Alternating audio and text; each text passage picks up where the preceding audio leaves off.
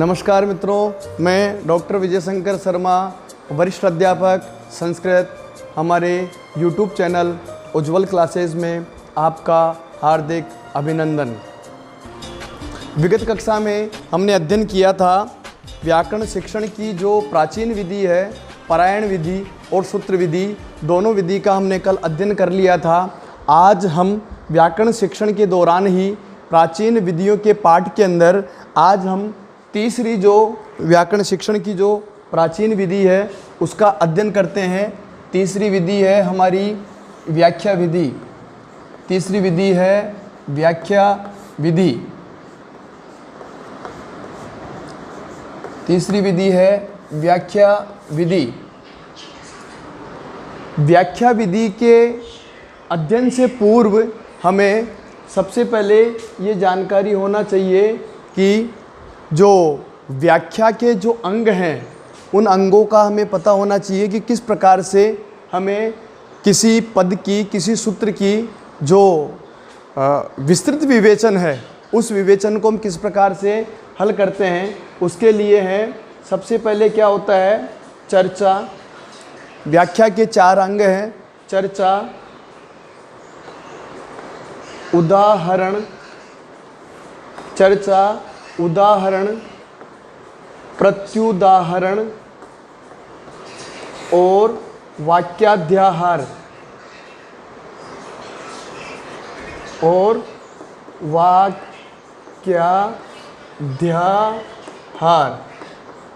ये 4 अंगों के माध्यम से किसी भी व्याख्या का जो विवेचन है वो हमारे सामने स्पष्ट होता है।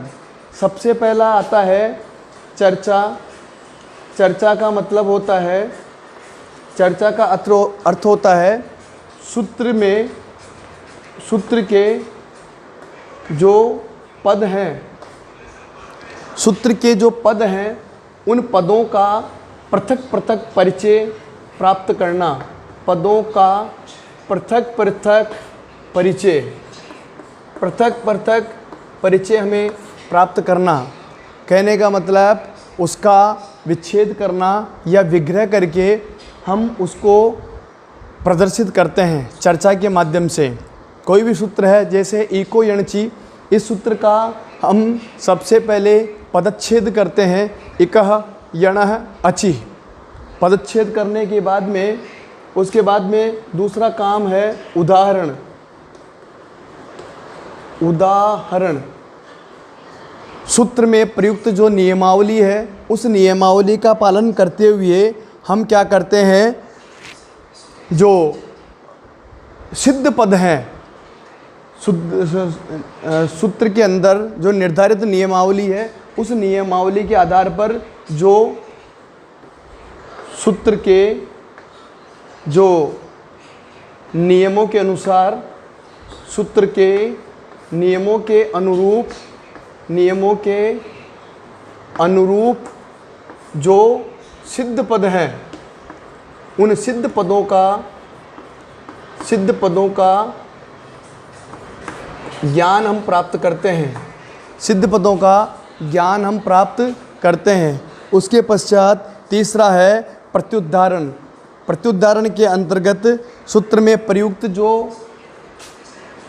प्रत्युदाहरण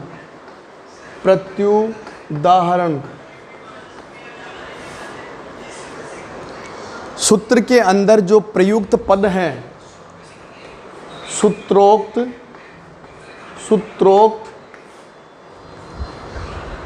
पदों के विपरीत, सूत्रोक्त पदों के विपरीत उदाहरणों का ज्ञान प्राप्त करना। उदाहरणों का ज्ञान प्राप्त करना प्रत्युदाहरण के अंतर्गत है। कहने का मतलब है कि किसी सूत्र पर आधारित जो उदाहरण है उस उदाहरण के अनुकूल ही या समान ही अन्य उदाहरणों की जानकारी हम फिर इसके पश्चात प्राप्त करते हैं। और फिर चौथा है वाक्याध्यार है।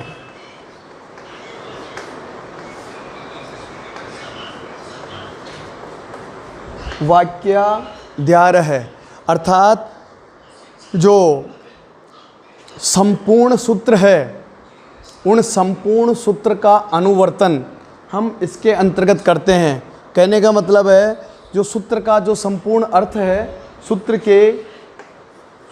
के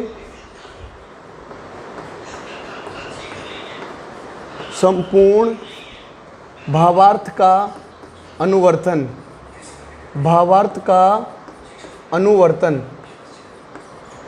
सूत्र के संपूर्ण अर्थ का अनुवर्तन करते हैं।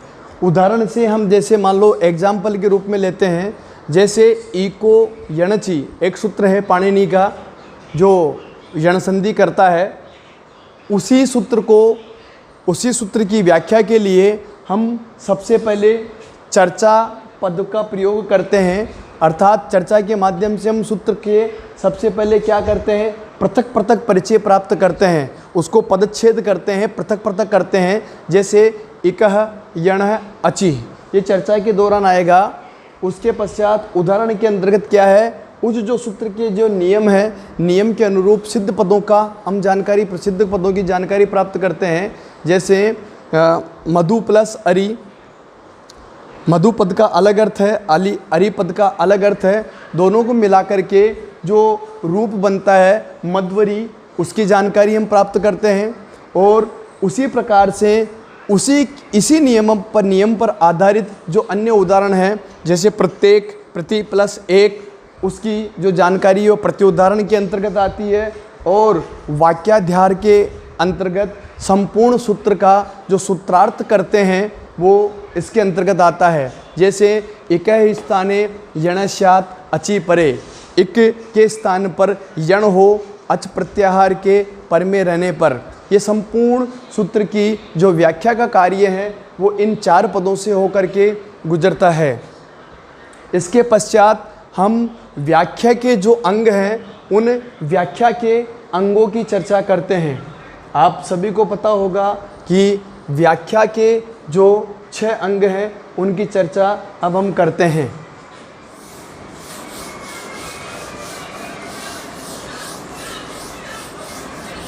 व्याख्या के जो 6 अंग हैं उनको इस श्लोक के माध्यम से हम समझ सकते हैं। व्याख्या की जो 6 अंग है,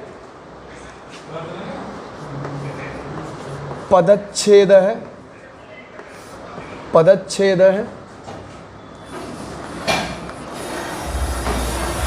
पदार्थोक्ति, पदच्छेद है, पदार्थोक्ति, विग्रह वाक्य योजना, पदच्छेद है, पदार्थोक्ति, विग्रहो वाक्य योजना, विग्रहो वाक्य योजना, आक्षेप है, आक्षेपो अथ समाधानम, आक्षेपो अथ समाधानम, व्याख्यानम, व्याख्यानम षड्विधम स्मृतम, व्याख्यानम षड्विधम स्मृतम। 6 प्रकार का व्याख्यान महाभाष्यकार पतंजलि ने अपने महाभाष्य में बताया है। क्या है? पदच्छेद है, अर्थात उस सूत्र का, उस पद का सबसे पहले पदच्छेद करना, विग्रह करना, टुकड़े करना, पृथक पृथक उनको करके लिखना है। फिर पदार्थोक्ति, उसके अंतर्गत जो बात कही गई है, जो उक्ति है, जो कथन है, उसको स्पष्ट करना, या कुल मिलाकर के व्याख्या जो है वो 6 प्रकार से कर सकते हैं। पद का विग्रह करके भी हम व्याख्या कर सकते हैं, उसमें कही गई बात को हम विस्तृत रूप से स्पष्ट करके भी व्याख्या कर सकते हैं। विग्रह करके, समास विग्रह के माध्यम से, अलग अलग टुकड़ों के माध्यम से, या वाक्य योजना, अलग अलग वाक्यों को एक जगह जोड़ करके उनमें निहित भाव को स्पष्ट करके, या फिर उस नियम पर, उस सूत्र पर कोई आक्षेप लगा करके या उसमें कोई कमी निकाल करके उसमें उस कमी को दूर करने के लिए जो वांछित समाधान है, उस समाधान का प्रयोग करके भी हम व्याख्या का कार्य कर सकते हैं। ये व्याख्यान के 6 अंग हैं, अर्थात 6 प्रकार का जो व्याख्यान बताया गया है। व्याख्या विधि के 4 अंग जो मैंने आपको बता दिए थे, चर्चा, उदाहरण, प्रत्युदाहरणम, वाक्याध्याय, ये व्याख्या के 4 अंग हैं। और व्याख्यान 6 प्रकार का व्याख्यान हो सकता है, उसके बारे में हमने चर्चा कर ली है। आपको पता है इस विधि का, व्याख्या विधि का जो प्रयोग है वो महाभाष्यकार पतंजलि ने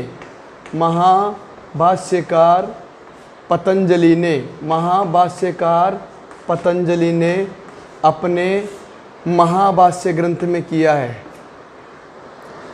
महाभाष्य ग्रंथ की रचना करने में उन्होंने 84 आनिकों के अंदर महाभाष्य जो व्याकरण का व्याख्या ग्रंथ है उसकी रचना की है। उसमें 84 आनिक है, 84 आनिक, अन्ना निवृत्तम आनिकम इति आनिकम, जो एक दिन में एक आनिक उन्होंने लिखा है। ये चर्चा अपनी पहले हो चुकी है।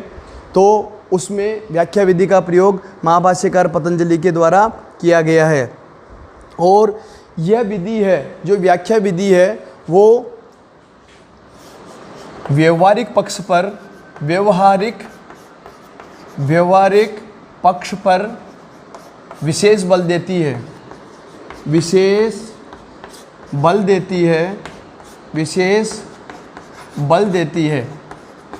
सैद्धांतिक पक्ष की बजाय।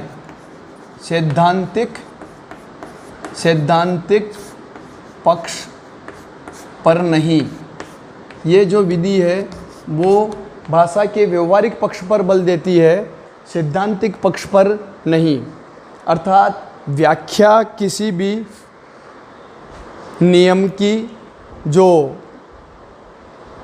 व्याख्या है वो स्पष्टीकरण के माध्यम से, अर्थात कथन के माध्यम से, उसका अलग अलग उदाहरणों के माध्यम से उसको स्पष्ट करने से ही उस व्याख्या विधि का मुख्य औचित्य है। तो कुल मिलाकर के ये व्यावहारिक पक्ष, आपको ध्यान रखना है कि व्याख्या विधि ने सबसे ज़्यादा बल किस पर दिया है? व्यावहारिक पक्ष पर, सैद्धांतिक पक्ष पर व्याख्या विधि ने बल नहीं दिया है।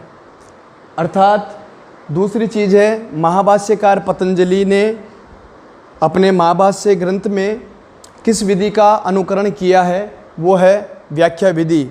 आगे है, यह जो विधि है जो आधुनिक नियमावली विधि के समकक्ष मानी जाती है। आधुनिक जो निगमनात्मक विधि है, आधुनिक विधियों में हम पढ़ेंगे व्याकरण शिक्षण की सबसे महत्वपूर्ण जो विधि है आगमन और निगमन विधि, जो परीक्षा की दृष्टि से आपके लिए अत्यंत महत्वपूर्ण है। निश्चित रूप से चाहे लेवल प्रथम हो चाहे लेवल द्वितीय हो, आगमन निगमन विधि से प्रश्न आना ही आना है, ये 100% श्योर है। आधुनिक निगमनात्मक विधि के समकक्ष है या समान है। आधुनिक निगमनात्मक विधि के ये विधि समकक्ष है। आगे कोई और इस विधि में कोई विशेष बात नहीं है। जैसी यह आगे मैंने आपको पहले भी बता दिया था कि परीक्षा की दृष्टि से जितने भी शिक्षण विधियों के अंतर्गत महत्वपूर्ण प्रश्न हैं, उन प्रश्नों का हम स्पष्ट विवरण है वो आपके सम्मुख प्रश्न पत्र के माध्यम से हम शिक्षण विधि के अंत में लेकर के उपस्थित होंगे। उनके आधार पर आपको अनुभव होगा कि शिक्षण विधियों से पूछे जाने प्रश्नों का क्या स्वरूप होता है। अभी निश्चित रूप से आपको कोई विशेष जानकारी अनुभूत नहीं हो रही होगी। आपको लग रहा होगा कि ये रटे रटाई पंक्तियां हैं जो हम भी रट सकते हैं, लेकिन आपको शिक्षण विधियों की दृष्टि से इनको विशेष ध्यान में रखना है। कई बार वो कहीं से भी प्रश्न किसी भी तरीके से पूछ सकता है। जैसे इन 4 पंक्तियों में से प्रश्न बन सकता है, बना हुआ भी है कि व्याख्यान के कितने अंग हैं? षड्विधम। कौन कौन से 6 अंग है, वो 4 ऑप्शन देगा। उनमें से ये 4 में से 3 दे देगा, एक कोई बार से दे देगा, कौन सा नहीं है ऐसा भी पूछा जा सकता है। महाभाष्यकार पतंजलि ने अष्टाध्यायी के अपने महाभाष्य ग्रंथ के अंदर कौन सी शिक्षण विधि का प्रयोग किया है, व्याख्या विधि का प्रयोग किया है, और इस विधि ने किस पक्ष पर बल दिया है, व्यवहारिक पक्ष पर बल दिया है। इस प्रकार से आपको प्रत्येक पंक्ति को स्मरण में रखना है, और ये विधि आधुनिक निगमनात्मक विधि के समान मानी जाती है। ये आपको विशेष ध्यान में रखना है। आगे हम चलते हैं, अगली जो हमारी विधि है भाषा संसर्ग विधि। प्राचीन विधियों में ज़्यादा इम्पोर्टेंट पारायण विधि है, सूत्र विधि है और व्याख्या विधि है, और एक और सामान्य 2-3 पंक्तियां हैं भाषा संसर्ग विधि। भाषा संसर्ग विधि, इसी को ही अव्याकृत विधि भी कहा जाता है। अव्याकृत विधि भी कहा जाता है। भाषा संसर्ग विधि या अव्याकृत विधि भी इसे कहा जाता है। इस विधि के अंतर्गत क्या होता है, जो व्याकरण का ज्ञान है, व्याकरण के सूत्रों या नियमों की जानकारी, नियमों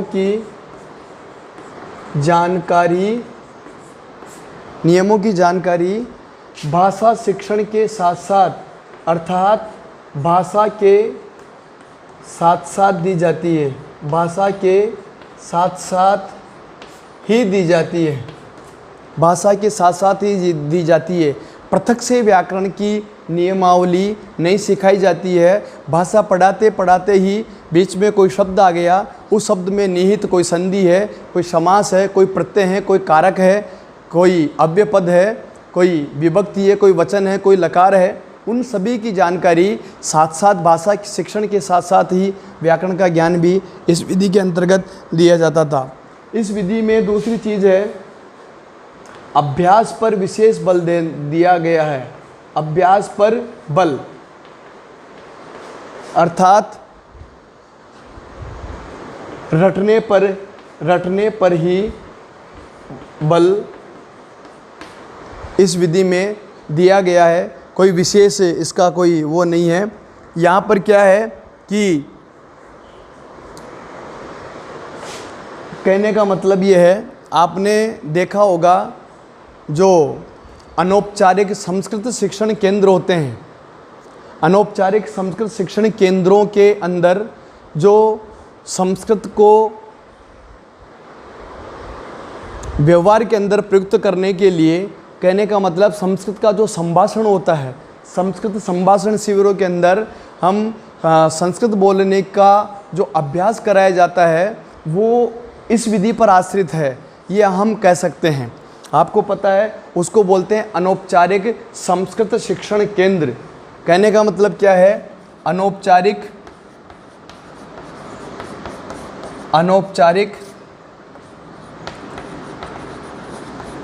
संस्कृत शिक्षण आधारित व्याकरण का ज्ञान, व्याकरण ज्ञान, अनौपचारिक संस्कृत शिक्षण आधारित व्याकरण का ज्ञान कराया जाता है। कोई पृथक से कोई व्याकरण की नियमावली नहीं रखी जाती है। वहाँ पर केवल आपको संस्कृत भाषा के बोलने का अभ्यास कराया जाता है कि आप धारा प्रवाह से संस्कृत भाषा के अंदर विचारों का आदान प्रदान करने में दक्ष हो। वहाँ पर व्याकरण के नियमों का कोई विशेष महत्व नहीं है। यही अनौपचारिक शिक्षण विधि है। इसके पश्चात हमारी जो अगली विधि थी व्याकरण अनुवाद विधि, जिसको हमने पहले शिक्षण की विधियों में पढ़ लिया है। व्याकरण अनुवाद विधि रामकृष्ण गोपाल भंडारकर उसके जो प्रवर्तक थे, जिन्होंने इस विधि का प्रवर्तन किया है, जिन्होंने व्याकरण और अनुवाद पर बल दिया है, उनकी 2 प्रसिद्ध पुस्तकें थी, मार्गोपदेशिका और संस्कृत मंदिरांत प्रवेशिका। दोनों पुस्तकें उनकी प्रमुख थी। और इस विधि के अंदर संस्कृत व्याकरण की साधारण व्याख्या, अंग्रेजी से संस्कृत में या संस्कृत से अंग्रेजी में अनुवाद पर विषय बल दिया जाता है। ये सामान्य विषय सामान्य शिक्षण विधियाँ थी। और उसके पश्चात और भी अन्य कहीं छोटी छोटी जो संस्कृत शिक्षण की प्राचीन विधियां हैं जिनका कोई परीक्षा की दृष्टि से ज़्यादा कोई विशेष प्रयोजन नहीं है। मुख्य रूप से संस्कृत शिक्षण की प्राचीन विधियों से यदि कोई प्रश्न हमारे प्रश्न पत्र में आता है तो वो पारायण विधि, सूत्र विधि और व्याख्या विधि, ज़्यादा से ज़्यादा कोई एक आधा प्रश्न भाषा संसर्ग से भी आ सकता है। भाषा संसर्ग में से यदि कोई प्रश्न आता है तो इतना ही प्रश्न बनता है कि भाषा संस्कृत विधि का अन्य नाम अव्याकृत विधि या अव्याकृत विधि का अन्य नाम भाषा संस्कृत विधि। इसका प्रयोजन क्या है? इसमें क्या है कि व्याकरण के जो नियम हैं, सूत्र हैं, उनकी जो जानकारी है वो भाषा के साथ साथ ही दी जाती है। पूछ लिया जाता है ऐसी कौन सी विधि है जिसके अंदर नियमावली या सूत्रों की जानकारी भाषा के साथ साथ ही दी जाती है, पृथक से नहीं दी जाती है। आगे कुछ 2-4 विधियां हैं जिनके सबसे हमने चर्चा कर ली है, जैसे पाठ्य पुस्तक विधि।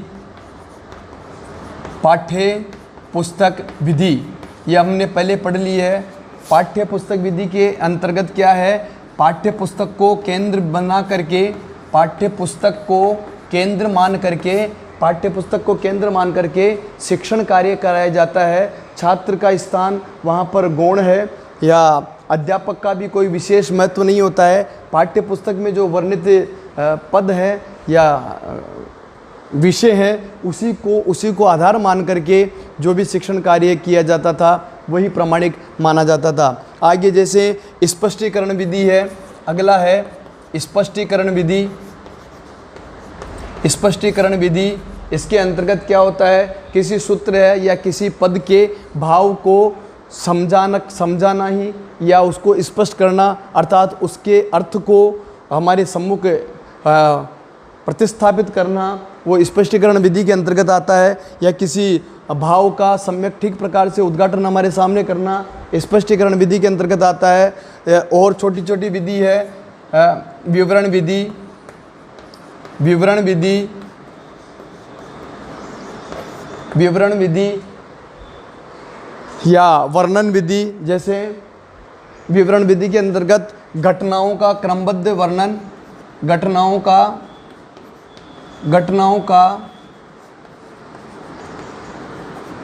क्रमबद्ध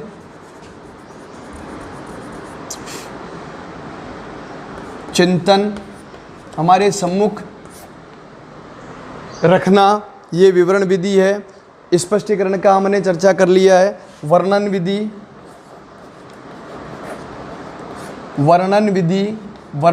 के अंतर्गत क्या होता है?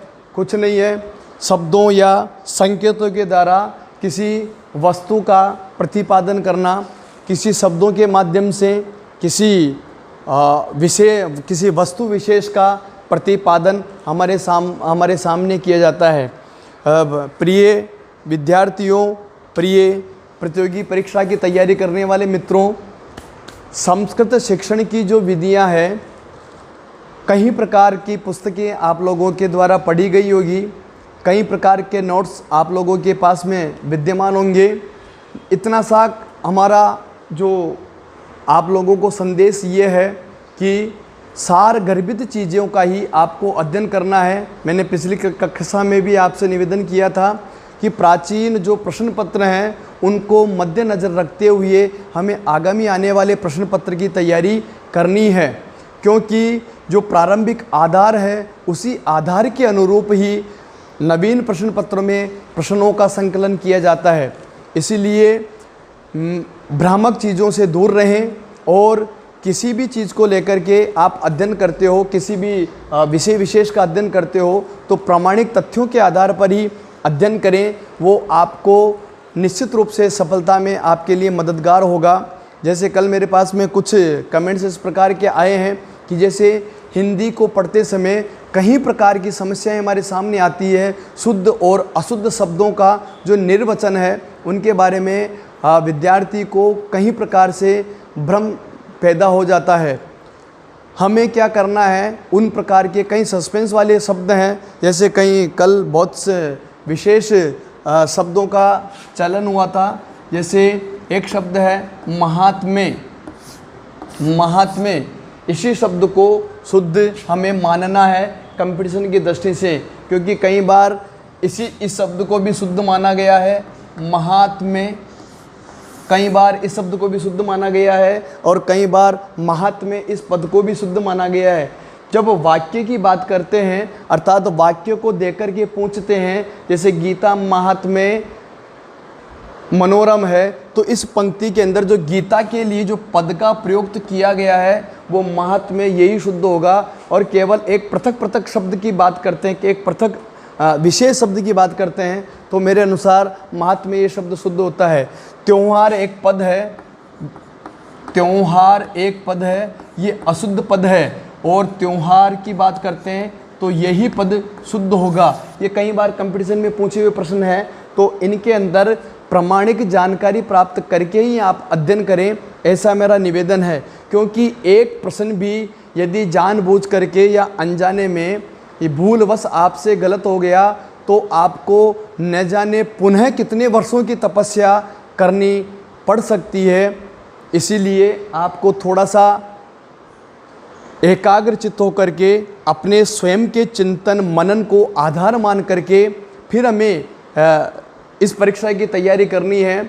जो पद हमारे सामने आएंगे, रेट का चाहे प्रथम लेवल हो चाहे द्वितीय लेवल हो, कई प्रकार की शंकाएं लोगों के मन के अंदर विद्यमान है। किसी की नहीं सुने और अपने मन को जो अच्छा लगता हो, जो आपने स्वयं ने अनुभूत किया हो, मेरे से कभी किसी ने अध्ययन किया हो, तो जो कक्षा में बैठकर के अध्ययन किया जाता है और एक निर्धारित एक समय के बंधन के अंदर जो शिक्षण होता है उसमें बहुत अंतर होता है। बहुत सारी बातें हैं जो मैं एक निर्धारित समय में जो बात नहीं रख पाता हूँ, वो बात एक शब्दों का या समय का बंधन नहीं हो तो मैं बहुत आसानी से बहुत विस्तार पूर्वक उस चीज़ पर चिंतन मनन कर सकता हूँ, जो आपके लिए निश्चित रूप से परीक्षा की दृष्टि से उपयोगी होगा। कई बार मैं फेसबुक पे देखता हूँ, कई बार व्हाट्सएप पर कई प्रकार के मैसेज आते हैं, कई प्रकार की जो भ्रामक सामग्रियाँ हमारे को उपलब्ध करवाई जाती है,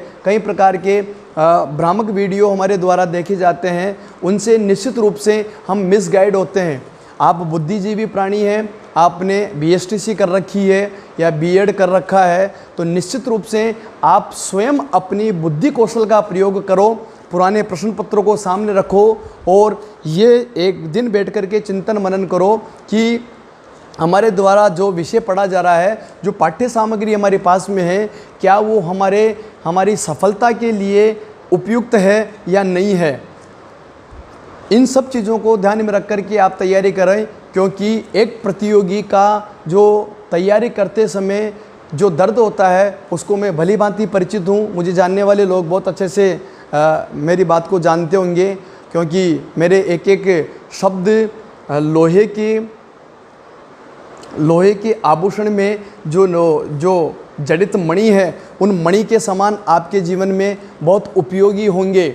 और जो मुझे नहीं जानते हैं, जो मुझे पहली बार सुन रहे हैं, वो उनको हो सकता हो ऐसा लग रहा हो कि ये सब बेकार की बातें हैं, लेकिन मेरे को जानने वाला व्यक्ति वो मेरे परिश्रम को या मेरी तपस्या को जानते हैं कि कितनी बार मैं असफल हुआ हूँ और अंत में आप सभी लोगों के दुआओं आशीर्वाद की वजह से और प्रभु की कृपा से मेरा द्वितीय श्रेणी में चयन हुआ है। तो वही अनुभव मैं आपके साथ साझा करने के लिए मैंने कुछ ये 2, 5, 10 वीडियो जो भी जितने समय मुझे समय मिलता है मैं बनाने का प्रयास कर रहा हूँ कि आपके लिए कोई एक पंक्ति भी यदि आपके ज़हन में उतर गई तो आप निश्चित रूप से आपके जीवन को सफल बनाएगी, ऐसा मेरा विश्वास है। एक टाइम मैनेजमेंट ज़रूर रखिए और मनोविज्ञान, हिंदी शिक्षण, संस्कृत शिक्षण और आपका सामाजिक विज्ञान हो या साइंस मैथ वाले विद्यार्थी हैं, वो साइंस मैथ वाले विद्यार्थी हो। साइंस मैथ वाले विद्यार्थी बहुत दुखी होते हैं और उनका कई बार प्रश्न होता है कि संस्कृत तो बिल्कुल नहीं आती है, इंग्लिश तो फिर भी टूटी फूटी कर लेंगे। लेकिन मेरा ये कहना है कि इंग्लिश टूटी फूटी आप करते हो तो मेरा तो यही कहना है कि आप अधिक से अधिक, चाहे आप साइंस मैथ के विद्यार्थी हो चाहे सामाजिक विद्यार्थी हो, आपको संस्कृत का ही चयन करना है। हिंदी का चयन आपको करना ही करना है और करोगे ही करोगे, उसमें कोई किंतु परंतु नहीं है। तो निश्चित रूप से आप जितना फ़ायदा इंग्लिश से नहीं हो पाता आपको, निश्चित रूप से आप पढ़ते रहिए और आपको निश्चित रूप से इनमें बहुत लाभ होगा। ये मेरी कामना है और मेरी शुभकामनाएं हैं और मेरा प्रयास है कि आप लोगों के मैं कुछ काम आ सकूं। आपको मेरा शिक्षण कार्य जो मेरा प्रथम प्रयास है, आप सभी लोगों को पता है, मिथ्या नहीं है कोई भी चीज़। मेरा प्रथम प्रयास है, वो प्रयास आपको मेरे एक एक वीडियो में कुछ न कुछ आपको विशेष या कुछ अलग आपको नज़र आ रहा है, और तो उसको आप स्वीकार कीजिए और प्रयास कीजिए कि कोई भी कमियां हो, कोई भी जो दोष हो मेरे शिक्षण के दौरान जो आपको परेशान कर रहा हो, आपकी समझ से बाहर हो, तो आप मुझे निश्चित रूप से बताइए।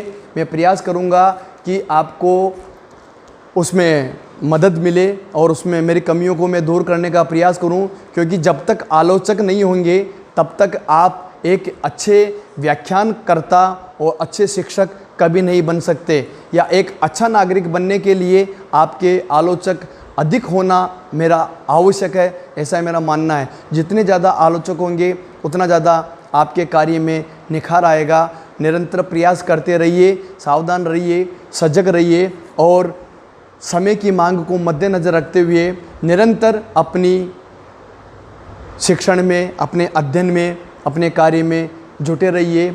एक न एक दिन आपको निश्चित सफलता प्राप्त होगी, ऐसा मेरा आत्मविश्वास है, और जो आप सभी के लिए अच्छे जीवन की मंगल कामना करता है। धन्यवाद। तो ये थी हमारी व्याकरण की जो परंपरागत शिक्षण विधि। हमने अध्ययन किया पारायण विधि, सूत्र विधि और व्याख्या विधि, भाषा संसर्ग विधि, सामान्य रूप से अनौपचारिक शिक्षण विधि, पाठ्यपुस्तक विधि, स्पष्टीकरण विधि, विवरण विधि और वर्णन विधि। कल का जो हमारी क्लास का जो निर्धारित समय होगा, जब भी समय मिलता है, उसके अंतर्गत हम सबसे महत्वपूर्ण और एकमात्र विशेष संस्कृत व्याकरण की जो शिक्षण विधि है, आगमन और निगमन शिक्षण विधियों में से जितना समय हमारे को मिल पाता है, दोनों विधियों का समय मिलेगा तो आगमन और निगमन दोनों विधियों का हम अध्यापन कार्य करेंगे। नहीं तो कम से कम आगमन विधि और फिर निगमन विधि, फिर आगमन और निगमन विधि, दोनों विधियों का सम्मिश्रण करके शिक्षण कार्य होगा। इसलिए हमारे चैनल पर बने रहिए। आपको मेरे द्वारा कराए जाने वाला शिक्षण कार्य आपको अच्छा लगे तो आप इसको लाइक और शेयर कीजिए, और कोई कमियां हो तो मुझे बताइए और निरंतर बने रहिए। हम मिलते हैं कल हमारी इसी क्लास में व्याकरण शिक्षण की जो आधुनिक विधि है, आगमन और निगमन विधि, उस पर हम चर्चा और परिचर्चा करेंगे। धन्यवाद।